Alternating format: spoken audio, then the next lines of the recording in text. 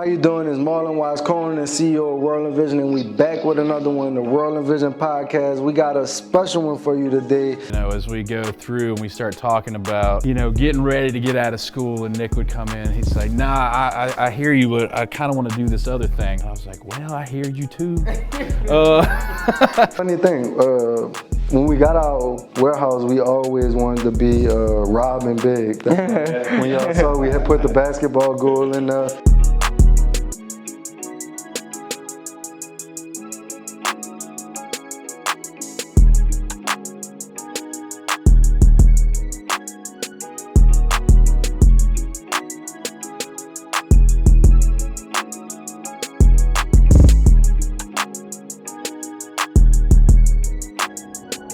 So, us collaborating is us getting out in the community because we're going to help raise money to get this skate park going.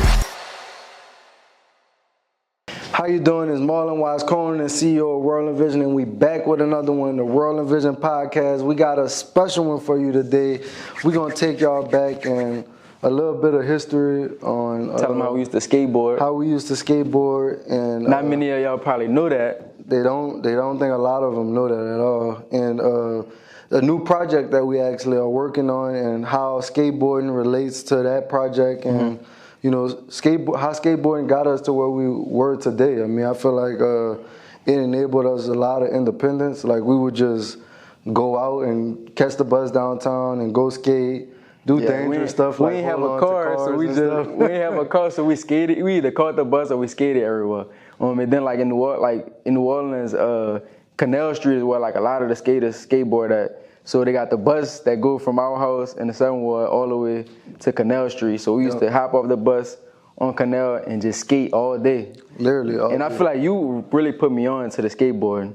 How you got into the skateboarding though? I mean, I just actually after the hurricane, I want to say my mom just got me a skateboard. I don't know if it was either I had to been looking at X Games or something. It's like once you see something as a kid, you like, I remember going to see Spider-Man. Thought I was Spider-Man as soon as I came out the movie. Like it's a drum line. I wanted to be a drum major. Like every time you see something on TV, I feel like as a kid, you just start to want to do that. So I think it was like X Games or something. I would play like Tony Hawk skateboarding, and I guess it was just cool. So we bought a skateboard. Really was just riding it. But then once after the hurricane, we started to get older. I guess it was like Ollie. We saw like a skate shop stickers that was around. It was a brand. It was like, what that is, skateboarding. And then we just figured out that they had Humidity in New Orleans. And so we went to Humidity. And a board is expensive, man. Like at that time, over $100. Over $100. Like it was a really an investment. I remember I was just getting it piece by piece. I was getting the deck, then the wheels, then the I feel like I was doing the same thing, bro. Yeah, just getting it piece by piece. I wasn't, and I'm gonna fast forward a little bit and tell y'all, like, I wasn't like one of those guys that like jumped off the stairs or nothing like that. That was more like Marlon. I feel like we used to go in the French Quarter. I forgot what the aquarium stuff set. It was like, man, it's huge. I wish we could really like show it. It had to be at least an 8 to 10 set. Yeah, like 10. Man, 10, yeah. I mean, it really requires a lot of speed too. I don't think we was like kick flipping off nothing. Nah, but me, I was flat ground. And Marlon knew once I started getting the hold of them tricks, I really was good at just flat ground tricks. Like, but I mean, really, that's what got us into doing it. And what we here today to really discuss is this huge project that we got going on in Ruston, and with some special people of mine. Yep. So I don't know how many of y'all watching know that I was a graphic designer. Went to Louisiana Tech. In class, that's where I learned a lot of like things that I do as far as design, everything, website, illustrations, Photoshop, all of that. And I got 2 special people with me today. Three special people with me today. Yeah, 3 special 2 of the special people are my old professors. Well, not old. Let me rephrase that. my professors from Louisiana Tech. And I mean, they knew where I came from as far as like in class, and I used to tell them all the time about the brand. Maybe first share some stories like what it was like for Nick coming there and was saying that he wanted to do his brand. I could tell you that for sure. Like, you know, as we go through and we start talking about, you know, getting ready to get out of school, and Nick would come in, he'd say, nah, I hear you, but I kind of want to do this other thing. And I was like, well, I hear you too. But I tell you, you know, it's one of the most awesome things to see in the position that I am, you know, to see, you know, a student, you know, come out and just follow the dream, like, and had it from the beginning. And I think that was what's great with what you guys did. You know, you had a plan. You know, when I was in school, I had a plan. You know, it didn't turn out like what I thought it was going to be. You know, I was supposed to be an attorney when I was in college. Wow. You know, could you imagine that? Yeah, me either. But you know, so seeing Nick and his passion of driving this idea home. So you know, it's like none of this surprises me.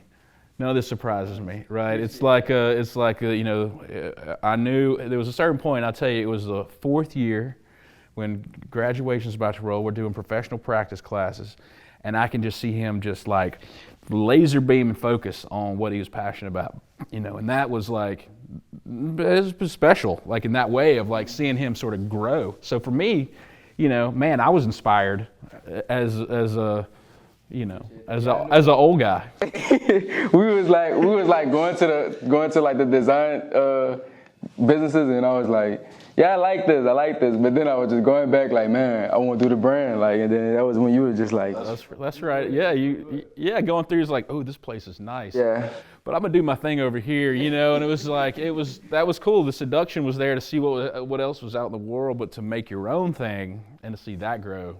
I mean, you can't ask for more than that, right? Like, that's seducing in its own. And I see up in Mr. Joey class, a few things happened, really. I feel like I cut myself one of them times we was doing. Remember we was doing those fast cuts? I remember that, actually. Yeah. Man, I didn't put my finger under the blade and cut myself. I'm bleeding everywhere, blood everywhere. Yeah, you're pretty scared of that blood, aren't you? It was just, I was like, oh my gosh. A lot of blood will do that to you. And then what was the class, the picture that you just sent me? We're gonna make sure we put that on the screen. You gotta share that. That was a project based off of Nick Cave. He's a sculptor, and it was a sound suit, and you were supposed to make a suit that made some noise. And I did a Gatorade fit. We're gonna make sure we drop that photo right on the side of me.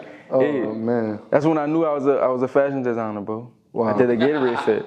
Yeah, man. I mean, you did a really good job of putting that together. You know? Yeah, that's crazy. That's what's up. Hey, but before we get into the actual project and what we're working on and why we're working on it, I just want to tell everybody, make sure you like this video, subscribe to our channel, run us up. We are almost at 20,000 subscribers, and with your help, we can get there tomorrow. You know what I mean? So let's get right into it. We have Mr. Joey, Miss Casey, and Mr. Tom here. So what is this special project that's coming to Ruston, and why are all of you a part of it, and what does it mean to you?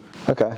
Well, we've been working on this project since 2016, and so it had some momentum from the beginning, and another guy had started it in architecture. And what actually, for the people that may not know, what is the actual project? Okay, it's a skate park. So we're working to get a skate park here in an old city pool. It was formerly just a great place for the community to go. And since, I think, 2015, it's been abandoned. Wow. And so what we want to do is repurpose that space for a safe place for the community to go and skate and look at art eventually. That's phase 2. But, you know, we can have such a great opportunity to change the culture here. As we talked about a little earlier, is that skateboarding provides all these great things, this discipline and respect and community and art and music. It's all part of that culture. So we want to bring that here, and so it's a lot of work. We started a nonprofit with these guys, and you know, we're trying to raise money. We hope to get $100,000 by May to get this started in the fall. And I don't know. So that's where I'm at with that. What about you guys? I mean, part of the project for me is like, so I grew up in Ruston. I moved away for a long time and I came back. And when I left Ruston, there wasn't a whole lot of opportunity. I mean, if you were young and living in this town, there wasn't a whole lot to do. I mean, I grew up skateboarding the streets, you know, same kind of thing, you know, kind of like you find a spot and you get your buddies together and you go try to like not get in trouble. And you're trying to jump downstairs and, you know, and you crashing and doing all that stuff, get run off by the police. But when I came back to Ruston, the temperature changed. We had a new mayor. We had a new sort of like, I don't know, there was a new kind of vibe in the town. And Joe had started this project a long time ago. I mean, 2016, is that what you said? So, I mean, you know, the process and sort of incubating and talking to people. What do people want? And for me, like to be able to see this happen in this town and give, you know, I mean, my 12-year-old self is super jealous that this is coming together. But it's not just for my 12-year-old self that's going to be skating and playing out there. Kids on scooters, kids rollerblade. People can walk around and look at art. I mean, it's going to be more than just like a place for skateboarding. It's going to be like a little cultural center. And for me, looking at Ruston in that way, nobody else is doing this.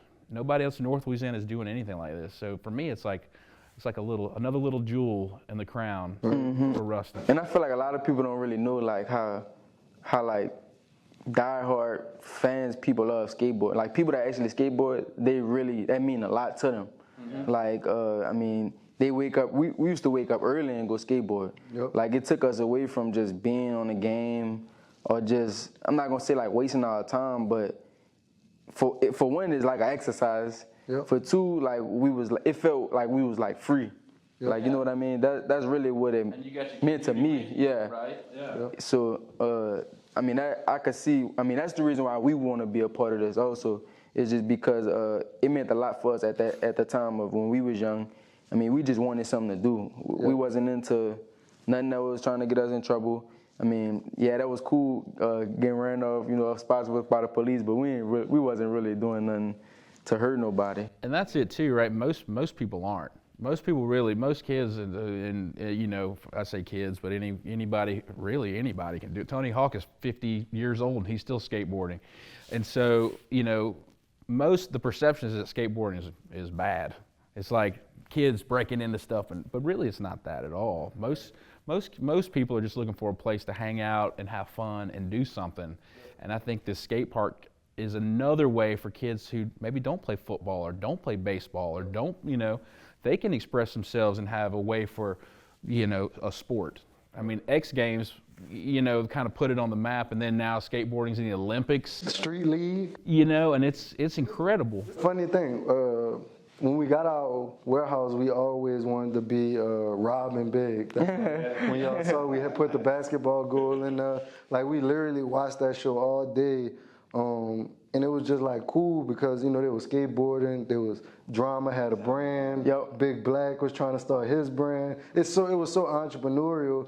Rob, you know, what is his name? Rob Dyrdek. Rob Dyrdek himself was just so entrepreneurial, and it's like rubbed off onto us. I mean, I could just remember watching that all day. Mm-hmm. That's crazy. We when we get our warehouse, we're gonna have us a skate park inside. Well, what's incredible, right? Like I used to watch those guys too, and even though that wasn't my draw, it's like you guys are doing that now. There's kids who are like watching y'all. Man, I want to be like y'all. I want to have a brand. I want to have a space, and it's like y'all are giving it back. And I think, you know, that's what I love about this sort of as a project, right? Like, it's all similar values. It's all like similar, you know, we all have the same goal, you know. Hey man, you know we building our warehouse. I'm thinking about we might need a little skate spot up in there. Now that I think about it. Maybe. Yeah, that'd be crazy. So, I have a question. How have you guys been able to engage the community to support the skate park? Okay, yeah. So in 2016, the first thing we did is we wanted the kids' input.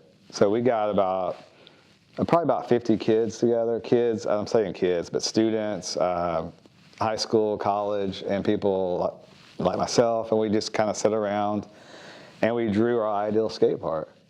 And then with help from Miguel Lasala and a few other architecture professors, they made a 3D model. And then from that, we took it to Hunger Skate Parks, and they were like, yeah, let's we'll design something for you. And so they did a design. We have construction documents and everything. So, but we gauged the community first, and then with that, we took this and we're like, okay, the city was behind it then. Then we had, you know, the hurricane and the tornado, and so it's like, we can't do that now. So I went to him with, I put out a petition on change.org about a year ago, because all these kids were emailing me about, is this going to be a go or what? And so I was like, I've got to get this going again, but I've got to put 100% into it. And so I put out that petition. I hope to get 200 signatures. In a month, I had 2,500. And I was like, okay, this is a big motivator for me. And so I took those to the mayor, and I talked to Ronnie, and he was like, well, we can do this together, but you probably need to start a nonprofit and give back and get some community support. And so that's what we've been doing. You know, we formed the Friends of Ruston Skate Park, and we've been going around and talking to people about what a skate park means, not just for kids, but for a lot of people. And so, yeah. You know what's incredible about that too? Like thinking about the community. Like I mentioned earlier, when I grew up in Ruston, the community would not have supported this. But I think, you know, as people come up and they see the impact, and it's, you know, the mayor understands that, but not just from a governmental and the community standpoint, but like parents are understanding, and we're getting donations from you know, parents of little kids who want to see this in the community. They don't just want to have just a, you know, parks are great. I mean, you know, go play on the playground and all those kind of, it's awesome. But they're like, you know, they see the potential for their own children, and so it's not just the support of like-minded people. We've got people who are supporting this at all demographics and all ages in the community, and that's what's impressive. You know, the 2,500 people that signed this petition in a month, I mean, they're screaming for it. Like, they're craving this destination. Man, even when like y'all do the skate jams, I feel like that's impressive how like all those people come out there and support. I mean, we can also show like a little bit of the video from that. It's just crazy that like I ain't never knew that many people skate, and like I can only imagine like if they had a park that somebody could just, instead of just saying, oh, we at this location this day, we at this location this day, like having like a one destination that's basically open every day. I feel like it's gonna be Big. huge. Yep. Yeah. And I know a lot of people on our channel are looking for information. They want to start businesses and start foundations and nonprofit. So you speaking on that, how was the process in starting an actual nonprofit? Can you like elaborate on that for someone that may be watching this video that's like, damn, my goal is to start a nonprofit and I have this big cause that I want to contribute to. How do I get that going? I'm gonna say a little bit. I want you to talk about that too, because my wife really took the lead on that, and Jessica Slaughter, and she got a lady in Shreveport to work with her, and she, you know, they were able to hash it out probably in about a month, I guess. But it took, you know, the government's behind right now, but it took about 6 months to get finalized. But you had a lot to do with that too. Yeah, so Joey reached out to me. I've known Joey for a while through the university, and Joey reached out to me and asked me if I would be interested in getting involved in this project and kind of taking on the marketing side of this. So, you know, just how y'all are always marketing your brand and trying to figure out ways to reach people and consumers, you know, we're always trying to figure out how to market our group and reach supporters. So it's very much so in line with what you're doing. But, you know, what we did was we tried to find some people in the community that would be dedicated to this project and that would possibly have some connections with other creators like you guys. And we put those people in a room and said, you know, let's put a nonprofit together. And with that, it, you know, requires marketing strategies and, you know, event planning, how you're going to put together events, fundraising, asset building plans, and then, you know, the execution of those things, following through on that stuff. Jessica, you know, was really quick to get that paperwork filed, and so we were issued our IRS number, which has really opened up a lot of doors for us. What would be the website that I would go on to, you know, file for a nonprofit? So if you go go to any state website, and all states are going to differ, but anytime you go through your state government website and you go on there and you search for the filings of how to issue a nonprofit, they'll walk you through the steps of that. Usually you need to contact an attorney to handle the legalities and to make sure that your bylaws and like that the legal writings of that are correct, and then you can go through a lot of the filings of that yourself. So I would really suggest you to contact an attorney that deals with nonprofit filings, and just kind of find one in your area that can give you a direction. We got a checklist that was sent to us that was super easy for us to put it together, and if you have a dedicated person that's going to follow that checklist, I think it really expedited the process. Well, we can give you the lady's name probably. I'll see. Yeah, we can check link it out, that and we can link it. information. Let's put that in. 'Cause she made it painless, and thank goodness we had the skate jams and everything, because that getting the money for that helped pay for the fees for it, because I think it was about $1,200 or more. Okay, that's file it. That's not that bad. That's good information right there. When we say all the time, I mean, is that $1,200 that you paying her, it made it cost you $3,000. Yeah. With doing something wrong, with time, you know, doing this, putting on so many caps, not just knowing. So, you know, it's almost worth it to pay the $1,200 for professional. It really has, because I think the key thing is if you want to get corporate sponsorships, if you want people to give you money, they want to be able to write that off. And let's talk about that. What is the process? How has that process been on getting corporate sponsors? And what's the things that they want? For once again, like people that's listening to this want to have a nonprofit. And so we're trying to already take them through the steps on what they would need to provide if they want, all right, let's just say they have the nonprofit now, and now they're going out and get sponsorship. What are these sponsors looking for? Okay, I just got to say, you can't do this by yourself. You got to have other people helping you, because that's where Tom and Casey and the financial advisor we have, and we looked around, but it was first like writing out the sponsorship packet and editing it, and then Tom putting graphics to it to make it more enticing, and Casey doing edits, and until we finally got to a place where we felt like we could take it out. But the key thing is like, why should people invest in this? Right. And that's it. I mean, the big question is always why. People are always asking corporate entities for money. Whether it's we need jerseys for our little league baseball team, or we want to do a fundraiser, and can you provide X, Y, or Z for it? And I think the one thing that we had once we got the legalities sorted out, we got our nonprofit sort of tax number and ID and all those things, we can take all that to a company, but we got to have a story of why the community cares. And I mean, without that, all the paperwork is just paperwork. You got to have the story of why they should help you. And especially above others with their finite amount of money. Yeah, absolutely. I mean, our history is a little bit, I was a reporter at one time, and I ran into you guys and did some of the first written media about your company, and was just really blown away with your story and, the traction that y'all were picking up at that time. And, that was before y'all had super blew up overnight. And then when we were working on this project together, I wish it was overnight. I thought it's not. overnight plus 10 years. Yeah, I thought immediately of you guys, because our mission statements match up. We're investing in the community, and y'all are investing in the community too.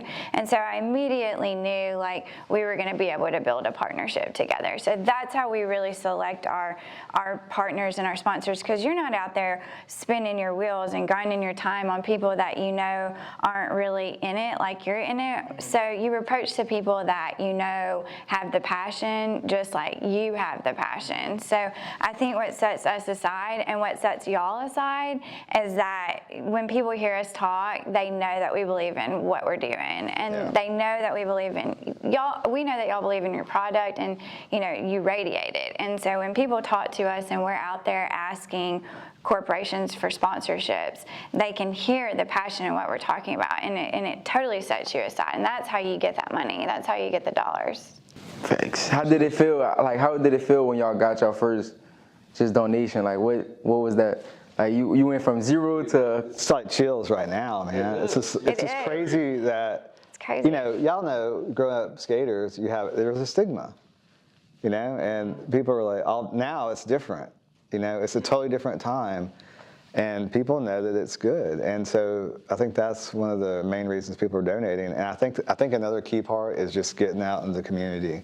The skate jams, they're huge. Like, Yeah. you can't let people forget you're there. Yep, and we can talk about that. How has World and Vision got out there more into the community? Nick, what would you say? I would say like the same thing what they saying is like we started focusing on. Obviously we've been focusing on the why, but we just wanted to do more things on. It's not just about clothes. We want to show people like why we even doing what we're doing. And what Miss Casey was saying was like about like having somebody to plan events and just get things going to get us out there. It's not that we didn't want to do those things. It's not that this is what we want to do. So we need to put somebody specifically on that job of planning events, planning fundraisers or whatever we're trying to do to get in the community. Also with this, like we see the opportunity, like we want to be a part of it. So us collaborating is us getting out in the community because we're gonna help raise money to get this skate park going. So like those are the kind of things that we've been doing. We just had the Run for Your Vision. We do these podcasts. Yep. It's like we do so much. Even if we may not record or take pictures of every single thing, we still out there doing it. We out there at the skate jam. That was our second skate jam we was at. The first one we came and really just skated. We didn't take no photos, take no video, nothing like that. But we still came to support. So like that's the things that we doing. Well, let me ask y'all this question: what did it feel like when you sold your first shirt? It was like thank you, and then walk out the room like. Yeah, right. When you first put something out in the world and someone gives you money for that thing, you're just like. Honestly, we was so young, we barely knew. I know. It was like, we gonna get us a hot and spicy. I know. We was like, hey, we ain't eating McDonald's tonight. We eating Popeyes. That's right. We moved up. It's hard to get people to sort of like give you money for a thing. It's really like in anything. It's like when they part with that, they give you that thing that they worked for. They see value in it, and that's the feeling that I get when people donate. We had a check. Somebody dropped a couple $100 check into the donation box this weekend. That's real money. You know what I mean? That's a dollar here and there is that. Hey, everybody, it counts, right? It all counts. But when people value and they do something, it's invigorating. Man, I get goosebumps thinking about it too. Just like parting with your own money for a thing that you believe in. Yep. And I think seeing the community rally around, we could go around and dance around and beg for dollars, but really at the end of the day, it's the community that wins. Yeah. And so, I think with a nonprofit, that's kind of our job is to huddle. And it's not even like, even with them donating money, it's not going to y'all. Oh no, y'all putting this work, and it's even crazier because like y'all don't really have to do this. You know what I mean? It's something that you just see, and like you want to see it come true. We win when we get paid when it comes true, because there's no dollars associated with what we're doing at all. We get $0. Nothing. Check it out. This is how it happened, man. Like the first skate jam we had, I was like, I can't do this anymore. It's too much work, At the end of the skate jam, this little kid, probably 8, came up and said, I don't play any sports. I don't like team sports, but I love this. Thank you for doing this. I was like, in forever. I'm in forever. Yeah, totally. But like, it's just kind of, it's like that all the time when we're getting so much positive, just comments and love, and that's what just keeps me going. And I like that. The love. That's what it is. I like that. Yeah, and like for you guys, with y'all working, choosing to work with us, you know, we're putting y'all's name out there with everything that we do, and it's really just, it's great for both of us. You know, we feel the love from you guys. I don't really know, you know, we need people to work with us, and so it's really about building a brand, building a partnership, and we're happy about that. You know, we couldn't ask for anything better. We appreciate y'all. Well, that's the kind of the whole, for me, like what I get paid in is this. Yeah. This, right? I mean, dollars are great for what we're trying to do, but like it's the collaboration, it's the partnerships, and quite frankly, more than anything, it's the fun. Yeah.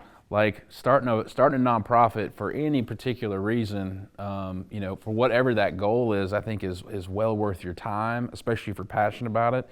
But, you know, Nobody gets rich on making a nonprofit. Yeah, it's in the you get word. rich in the that's right. Nonprofit. Yeah, you get rich in the non-tangibles, you know. Yeah, so we have burnouts, and I think it helps to have a really good team. Like, we are supportive of each other, and when somebody starts feeling the somebody steps in, and you have to, you know, have a group of people you trust that are going to have your back and that are going to step in there, because you're definitely going to have some ebb and flows for sure. same with you guys with entrepreneurship, right? Like when you were in school and you were starting this and you were getting sort of help and some guidance and some space, and you know, and as it grew, you know, having that guidance, but having a team, even having you guys just as partners, right? I mean, you know, plus the rest of the team that now you have, you know, I think is probably a very similar journey, right? Like, and we can just talk about a team. I mean, we wouldn't be able to do a lot of things that we do without a team. I think when we, you know, first starting out, we realized early on that, damn, we're not going to be able to ship out all the orders. We're not going to be able to, you know, make all the designs. We're not going to be able to do all the photography. We're not going to be able to do everything. And I think a lot of small business owners and entrepreneurs right today that's just starting off, they're wearing so many caps. They're the accountant, they're the product guy, they're customer service. And so I do think that, you know, burns them out. And advice that I would, you know, give to those people that's in that position is start delegating and elevating is what we call it. And by that, you need to start creating systems. Like, and I don't know how many systems you guys have that helps the company just flow. But if I'm shipping orders, we say all the time, all right, start to record it. You know, log into your Shopify. You know, show them, go to orders, hit this, you press this. And then that way when, you know, you're actually growing and it's time to add people to your team, it's not where like you're starting from ground zero and you got to show them. Now you're already creating these training videos and these manuals to help the company elevate faster. And that's definitely advice that we'll give. The faster that you could get those operating systems in play, the easier it'll be for you to continue to scale your business. Like creating, you know, you see a repeat habit of customers emailing the same thing, you might as well create a template for that so that it's not where you have to retype it every time. So creating these different shortcuts to allow you to, you know, do more. Yeah. Did you find that giving up control like that was difficult there? I always feel like, you know, like, but you're right. No, because it's not going to be, everything not going to be the way that you would do it or how you would want it, but you also are able to work on other things that's maybe more of a priority. As in for us, me walking away from shipping packages is easier because we need to go out and do things like this, put out our brand message, and I have to be able to give up, okay, what if somebody got a wrong package? Mm-hmm. Then we need to create the system that fix that. And that way I'm still able to do what I do. But me going out there shipping a package isn't allowing the company to technically grow. And I feel like that's one of them designer traits where you don't really like to delegate because you have your specific craft that you like to do, and it's like you don't really want nobody else to do it because they can't do it how you do it. Yeah. As far as like even with like I can even see like, you know, from y'all perspective, because even now, you know, we got a graphic designer here, and it's like I be wanting to literally take his computer and place the object where I want to place it at, because it is just like move it right there. It's like, yeah. But it's like I can't do that because they not for one, they're not learning, and for two, to grow, like, you gotta let go, basically. Mm-hmm. So, like, I'm not really letting go if I don't, you know, just, like, you know, it's like with the design that we created for the hoodie that we got going, you know, it would have been, I let go and let you create at least half of the design, you know. Like, you did one side, I did the other side. I mean, even though I just put our logo on there, but it was just like, I had to, you know, at first I was like, I'm gonna just make something myself, but then, you know, when we came together and made it together, that's what made it easier for us. So it was less time consuming for me, and then lastly, we got it done at the end of the day, you know what I mean? And we got it done in the time that we needed to get done. So it's like... Yeah. Well, that's the other thing, like deadlines, and, you know, you got to make them, and sometimes your value is not in the packaging, in the shipping, and the minutia. Your job is up here, right? Yeah. It is hard, though. I mean, I've been doing this for a long time, and it's still hard to let go. I think it's just design, like anybody that's a designer, bro, they don't... That delegate and elevate thing is like probably one of the most hardest things for them, and waking up early. Oh my goodness! Oh my! And waking up early, for real, bro. Like that's two of them things. That's like, I don't know why every designer like that, but I figured it out. That's the 2 weak points. You know what? You know what's impressive about what you're talking about, though, to me? So what I saw him do one time in class. So we're supposed to be working on something. I look over and he's like looking at QuickBooks and learning how to do QuickBooks. And I'm like, you figured this out? And he goes, yeah. What are you doing? I just figured it out. All right, that was that. I mean, right? Like, just you can't. There's like you can't say no. You know, especially when you're starting off, there is no. You got to wear all the hats, but soon, like, you got to stop wearing all of them. Start giving other people hats. It's crazy that you said that I was doing something in class. So like, cause Ty Maggio was the one who actually helped us get into the Business Accelerator program. I'm gonna tell you a funny story. Like, and I used to be like working on the brand and stuff. Like when class ended and stuff, I used to work on the brand. What's a Business Accelerator and why is that important? All right, so a Business Accelerator, and I'm gonna get back into my story. Remind me if I forget. But a Business Accelerator program is basically where like we all came as entrepreneurs. Everybody had like ideas. It may not was like a actual product, but we was coming to actually get a MVP, which is a most valuable product. Yeah, like a minimal viable product. Yeah. You know, for you could start creating, or maybe get some investors, something that's functionable, so people could see your idea, see how it worked, and things like that. And we was also just learning about business, learning about balance sheets, profit loss, like just your why. You know, like really just you got to put yourself around other people to help you get to where you want to go. So everybody, you know, other people that's trying to do similar things as you got to surround yourself with those people, just like you basically with this. have business coaches there helping you. Yeah. So you're putting yourself in a position to get one-on-one consult. No, we didn't do the top dog because we did the Business Accelerator. So it was like we kind of like disqualified ourselves because we kind of got the answers before you know we actually did the pitch. Yeah. But like what I was about to say is I was in class, Thai class, and one day I forgot what had happened, bro. But I don't know if I ain't sleep that night or something. But we was in class and they had cut the lights off so they could show us on the screen. You know, you got the projector, so you had to cut the lights off for the teach someone the projector. And I promised Ma, like, I don't know what happened to me, but it's like somebody like started sprinkling sleeping medicine over my head, and like I just slept the whole class just like this. Like I promise, like somebody did this, and I just woke up, lights was on, class was over. Like and something happened where I guess like Ty gave us like a speech or something, like to where like I don't know if people wasn't doing something right in class. He was like, now I can understand if you working on something all night. And okay, you sleep in class. I was like, oh. He was like, it's okay that you sleep in class because I knew that you was working on something. But if y'all not coming to class with nothing, he was just, something had happened. I don't know what happened, but he just gave us a speech that day. And like he had mentioned me in the speech, and he was like, so basically he seen me sleep, but like they didn't even wake me up, bro. Cause like I forgot what had happened. I think I was like staying in class all night or something, bro. And like I would just sleep in class, bro. But it just hit me.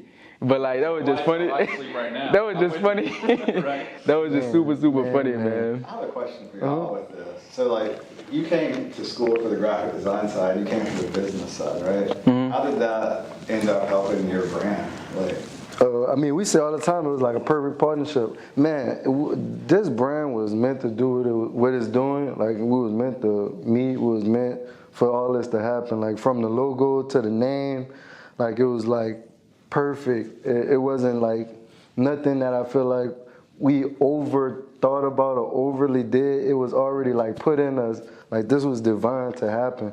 And so really what we got to do is just like tap into it more so that we can continue to accelerate the brand. Because now that we realize that we are, that we were a team to get something started, now like we were talking about, we're creating, it's like everybody want to go over there. We all over here.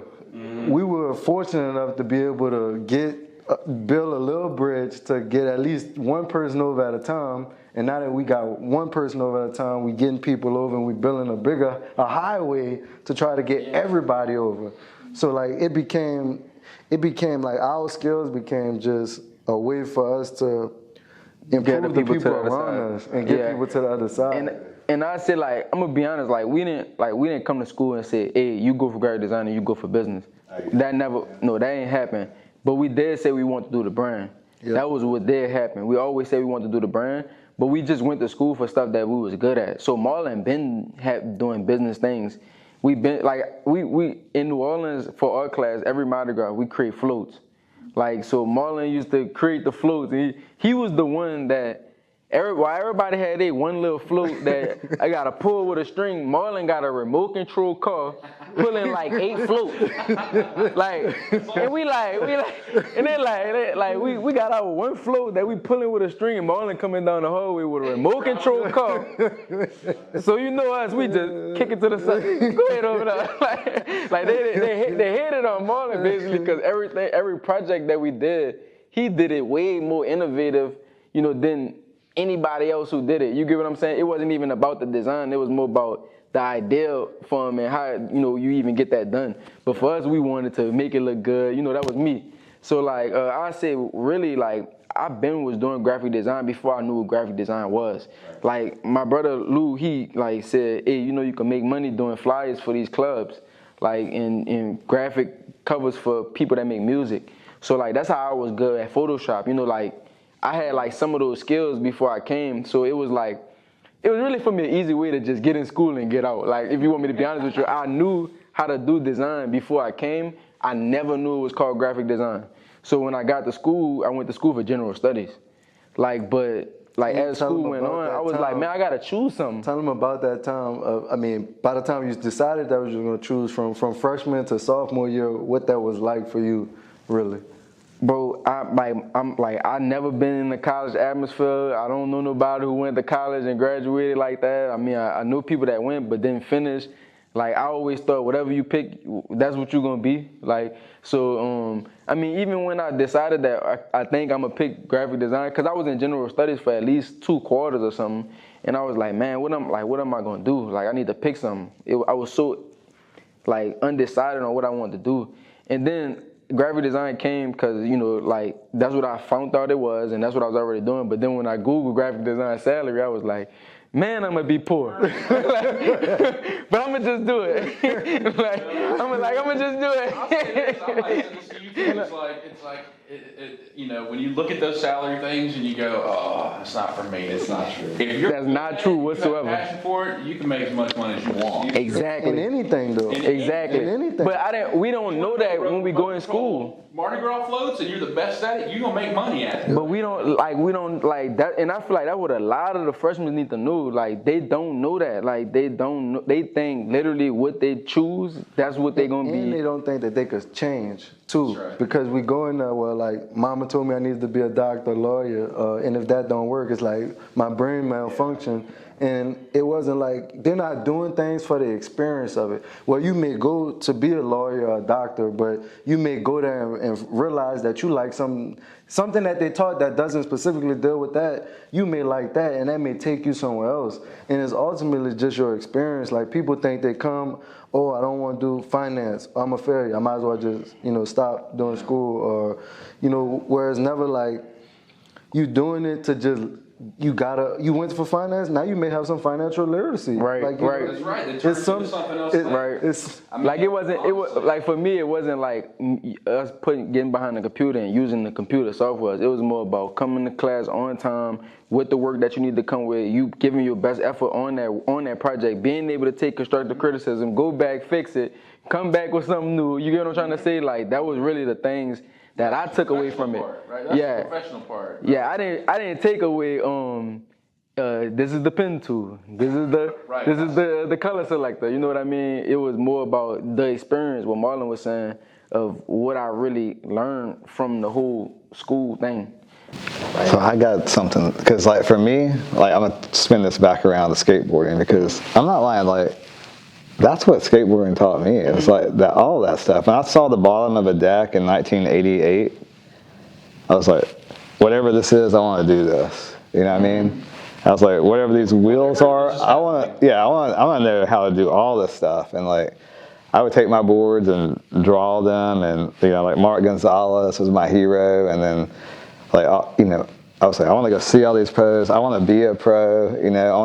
I want to compete. And I was wondering if y'all had that type of lifestyle too. It's like, I want to be.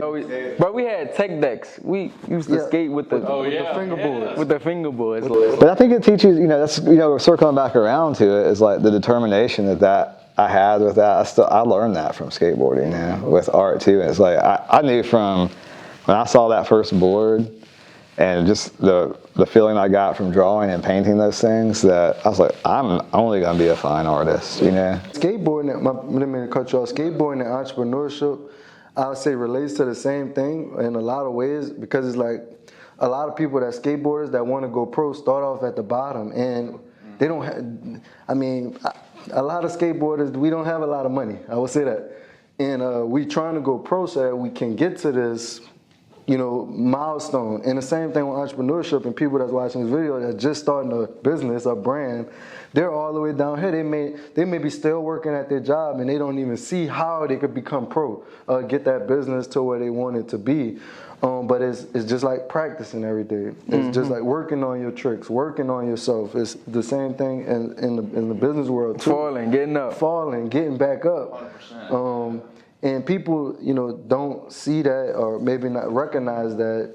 And I think that that's something that's very important, and what I wanted to go to with Nick, because a lot of people are going pro to make money, and entrepreneurs are starting business to become free and make money. What were some of the ways how can a skater or an entrepreneur make money on the side with selling things like skateboard accessories or Supreme or streetwear brands, and some of the things that we did to generate cash while they're trying to get their dreams off the ground? And I'm gonna definitely talk about like how the whole skate thing really like changed our life, because we got into like that audience and that brand and that culture. Supreme is a big brand in like the skate industry. We actually, it's one way, but I'm gonna give you another way that, by doing the business, I'm gonna give you a whole different way. Supreme, like we found out about that brand and we've seen how popular it was with skaters, that we actually used to buy Supreme and resell it. So we actually had like Supreme bots. I used to actually been in class. It drops on Thursdays at 10 o'clock. So we got class Tuesdays and Thursdays from 8 to 12. So at 10, I'm still clicking that button. Click. And we used to order Vans did a collaboration with Supreme. We bought the Vans for like $80 and sold them for like almost $300. I didn't even see the shoes. Yeah, it was like shipped to my mama's house. And I was like, make sure you just ship the shoes down. Yeah, like we used to buy and we used to wear Supreme, and we used to resell it. Made so much money being able. That's when we started being able to buy new boards. When the board cracked, we get a new one. If it scratched up, we get a new one. We used to ride our boards till it got a break in half. You know what I mean? But when we started making like a little bit more money off like just reselling skate stuff, we actually started to be able to buy new stuff like that. But then I'm gonna tell you a new idea that I'm even thinking about with the skaters in Ruston. Like, we're a local brand. We always looking for people to push our product. So like really, getting the person that's the best out there, because most of the people, I'm gonna say when I used to go skate, I see the best person and be like, man, I want to be like him.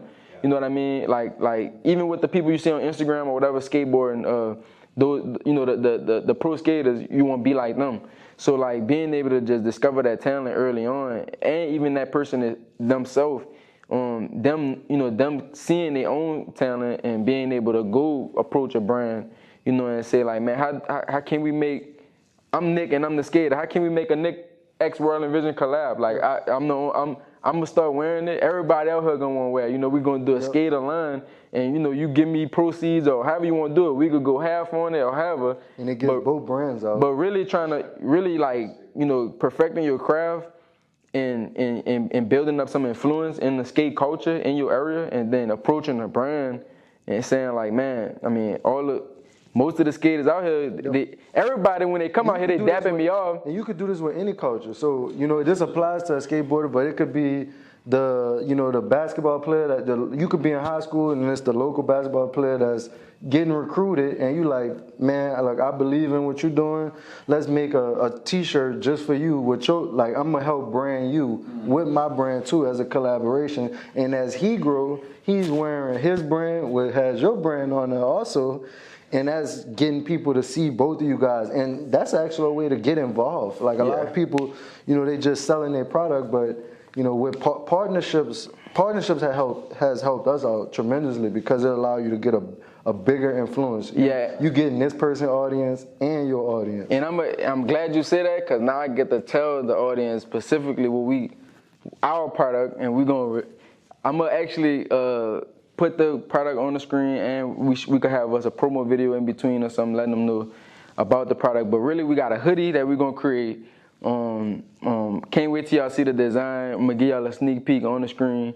But all the profits of this all the profits of this hoodie gonna go straight to the skate park.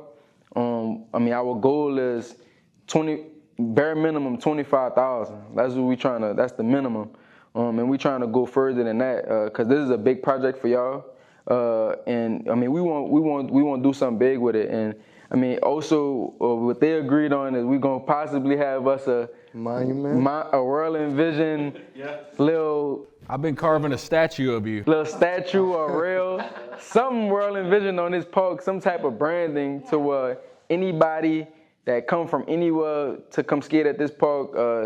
They may grind on our logo or grind on something that's our name, or really just having something that's physical out there in the world to help get our brand out there. So it's not just us, it's not just them building a skate park, but it's both of us really coming together to put together something that's big for both brands. And also like I was just saying earlier, this is a non-profit.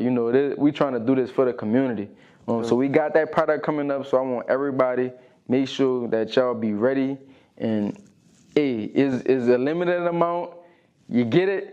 If you don't, it's not coming back. So I need you to lock in. It's a super exclusive hoodie, skate hoodie.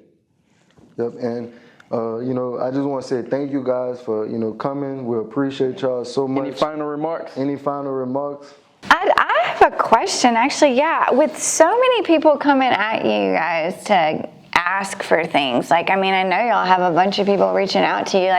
Can you tell them how did you pick us? How do you decide who you're going to give back to with your success and people approaching you? It just honestly, like you said, a lot of people do approach us, but this project specifically was something that resonated with us. We were already skateboarders. You saw when y'all first came, I brought my board out and I kickflip.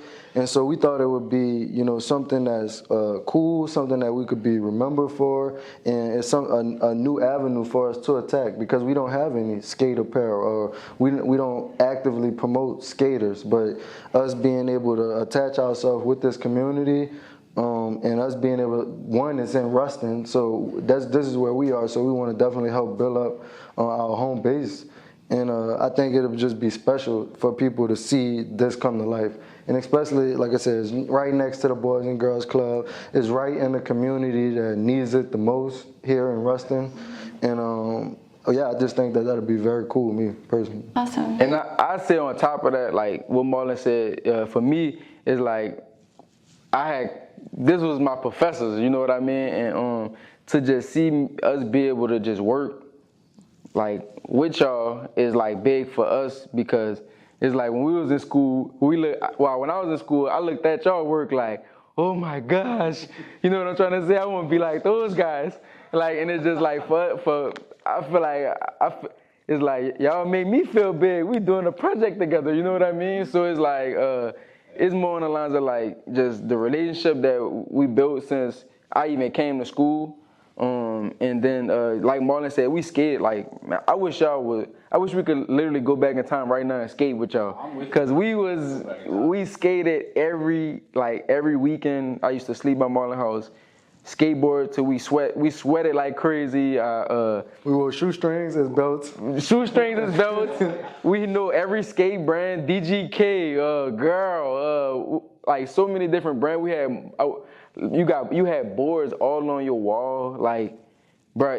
That was really like a time of our life. I feel like we skated for like at least longer than a year, 2 years maybe, bro. Isn't that something? That's what I. Longer than that, huh? I said we've been skating since we was in 9th grade. Yeah, we skated long, bro. I feel like the only reason why we stopped skating is because like you started playing football, like, and I ain't have nobody to skate with, so I was like, man. But you know, I mean, that's kind of the fun part about it, and I think that's the thing that often gets overlooked about skating, right? Is that you want to do it. You will get up early. You'll go outside. There's the athletic component to it. For me, it's like my favorite skater was Ray Barbie. Like Ray Barbie was smooth, man. He was like just a street skater, and he almost like he's just walking down the street, but he has a skateboard attached to his feet. You know, just amazing. And it was kind of like a spiritualness to the way that dude skated. Groovy. Yeah, it was, and it was kind of surfing, but it was street skating. I don't know, he was cool, and he's a musician too, so it was like I was hooked on both levels. But like that's the kind of stuff that I think we all experienced. Whoever your guy was that you followed, right? Like, or your team even, it was like that stuff impacted. I mean, still today. Right? I mean, I got Ray Barbie on a playlist on Spotify that I listen to, you know what I mean? Just because that dude was with me when I was 12. You know, he was pro, you know, and so anyway. I like that question. Man, it's a good one. Thank y'all again for just giving us the opportunity. We appreciate it so much. Any shout outs? Thank the listeners out there. Any shout outs? Y'all got any special people y'all want to shout out? We appreciate y'all for continuing to support us, for continuing to trust in your vision. I'm Marlon Watts, and shout out to Louisiana Tech School of Design. And we getting it in. We wrapping up WRLDINVSN podcast in the new podcast studio. Let us know what you think about this episode. Let us know what other upcoming topics you would like us to see. Make sure you subscribe to this channel. Make sure you like this video, and let's run it up. All right? We out.